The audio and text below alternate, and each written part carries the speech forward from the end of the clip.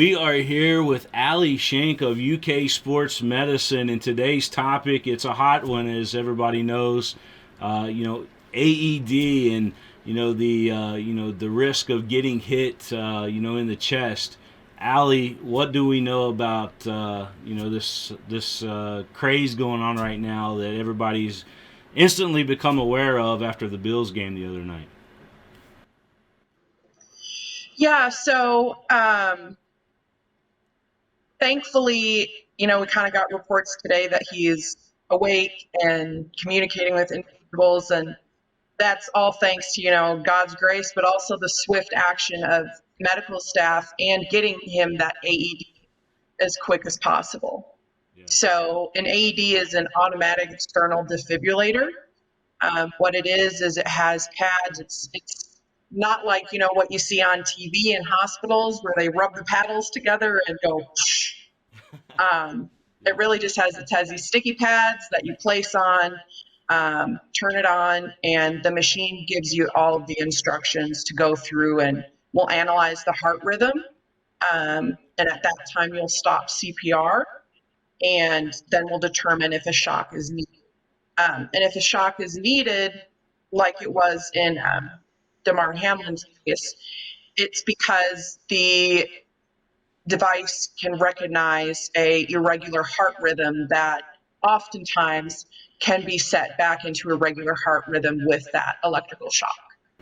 Yeah, I see a lot of those, especially when you go in a high school gym now. You see them hanging on the wall, right before you go in the gym, usually a lot of the time. What really, Yeah.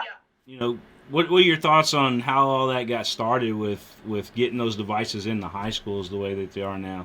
I know we certainly had some tragedies along the way over the years that may have contributed to, hey, we got to raise awareness and get this taken care of. But what are your thoughts?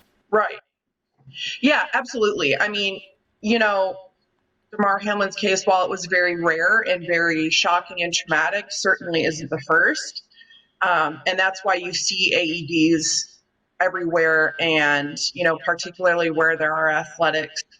But even just in shopping centers and churches, I mean, they're kind of all over. More geared towards athletics. The KHSAA does have some regulations. Strongly recommends that an AED be on place at every athletic venue. In most cases, if that respective school has an athletic trainer, they will have one with them as well.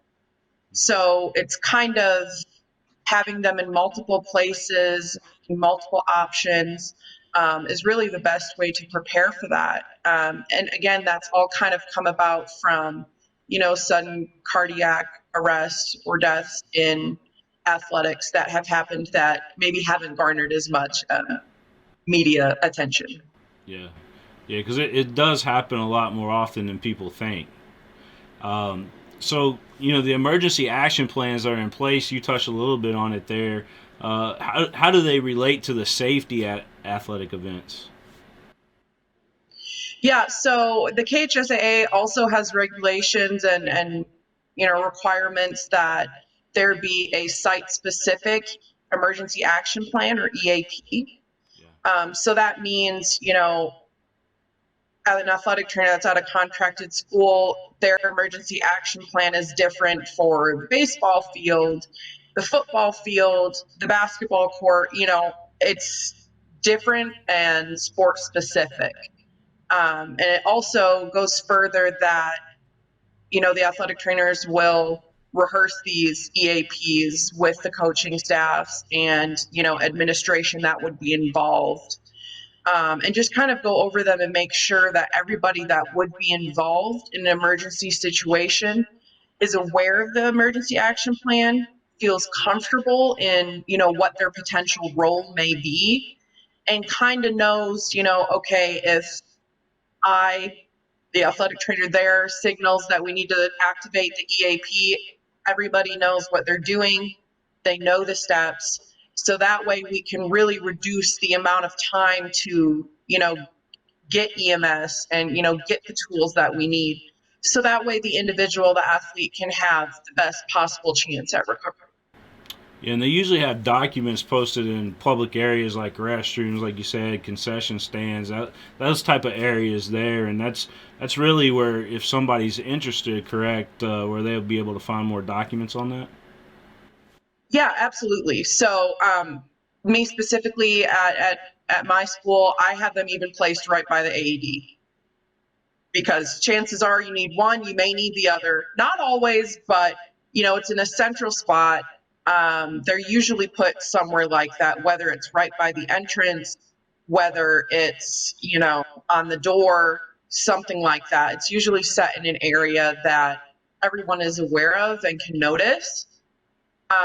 Further, me personally, I'll also give my coaches copies, so that way they have one as well, kind of in their own personal folder, whether that's the first one that they go to get something like that. It's kind of just making these resources very readily available for the people who are going to be involved in these emergency action plans. So again, that way we can reduce that time to treatment.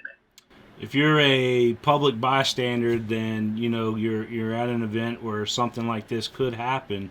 What is the action plan for a bystander, say, so to speak? Being at an event and seeing something like that. Yeah, so I mean, certainly, people always have the best hearts and always want to help. Um, if you're a bystander and an emergency action plan is being activated, what I always recommend is to just kind of wait until someone calls on you. So there may be an instance where we may need some extra help, whether it be crowd control, whether it be, opening a gate, something like that. So that's my biggest recommendation, is to just kind of, wait, because it can get kind of chaotic and kind of busy. And sometimes the more people that are trying to ask questions and kind of get their hands in it can further delay that, that treatment. Um, and the next thing too is, I mean, even if it's not at a sporting event or not where there is an EAP in place, the biggest thing specifically for, sudden cardiac arrest, kind of like what we saw, is, I mean, get CPR and AED trained, get comfortable with those types of things, because, I mean, you never know, something could happen at your church, at a shopping mall, and if you are the only one that has those skills there present, you could save a life. Allie Schanck, this has been great information, and certainly, putting this out there, educate people a lot more on it, and we can't thank you enough for visiting with us today. Absolutely. Thanks for having me. That's Allie Schanck of UK Healthcare Sports Medicine, and again, AED. What is it? We just told you, Allie Schanck. Go back and watch it. Watch it again. Thanks, Allie. If you're dealing with a sports injury, UK Healthcare Orthopedic Surgery and Sports Medicine is here to help you get back on your feet. Ranked as high-performing by U.S. News and World Report, the same physicians who take care of UK athletes are here to offer expert sports medicine care for you and your family. UK Healthcare Orthopedic Surgery and Sports Medicine, official healthcare provider for the KHSAA.